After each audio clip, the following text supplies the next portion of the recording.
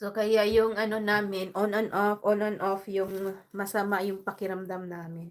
So, ganito po kalaki yung gamot ko na iniinom. So, itong dalawa ang iinumin ko. Yan. So, ano po ito pang daytime. So, sobrang laki po na sa gamot na to. Very effective po ito na gamot. Actually, mayroon po itong syrup. Kaso lang, ayaw ko ng syrup kasi hindi ko yun kaya. Talagang maano ako nun. Sobrang masangsang yung amoy, as in very, very strong yung amoy ng syrup. Kaya, mas gusto ko yung ganito. Actually, hindi po ako palaging umuinom ng gamot. Yung bang parang kung kailan mafe-feel ko yung sobrang sama talaga, tulad ngayon. Hatsi ako ng hatsi. Yun, iinom ako, pero pag hindi ako iinom. Kasi ayaw ko po na uminom ako ng marami kasi nga dahil sa nung past na ano ko. Takot na akong umiinom ng mga gamot-gamot. Ano ba yun? Ang hirap naman ito kunin. Ay, ang tigas po nito maano. Salamat sis Jeline ha. Sa pagtambay dyan.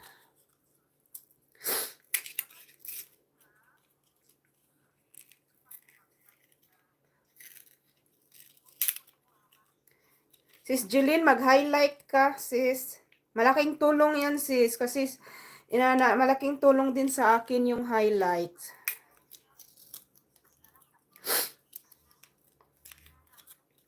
Kapag nag-live ka, mag-highlights ka.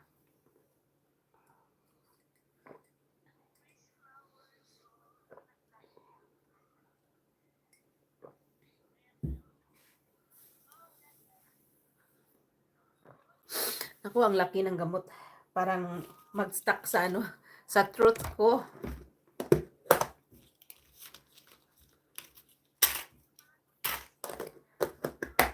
So, thank you sa aking 4 million dyan na nagstay. So, maraming salamat. So, napaka-busy ko po. Oh my God.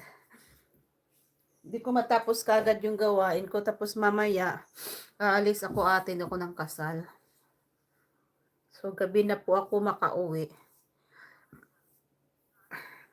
Pwede ako matulog dun sa kaibigan ko. Ang kaso lang, sobrang aga kaming aalis ng bahay niya kasi yung pasok niya sa trabaho is 6 in the morning. Tapos yung asawa ko naman, hindi yan maagang matulog, gigising.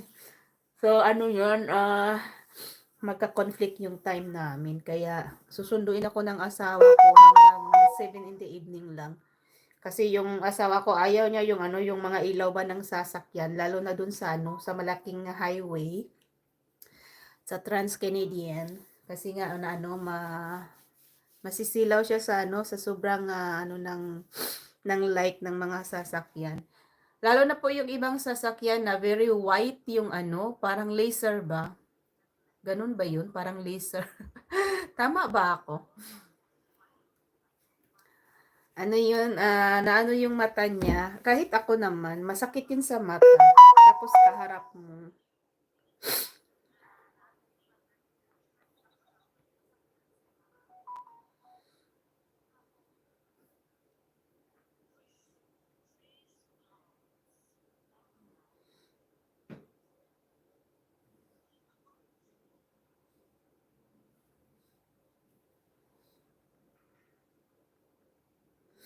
Hmm.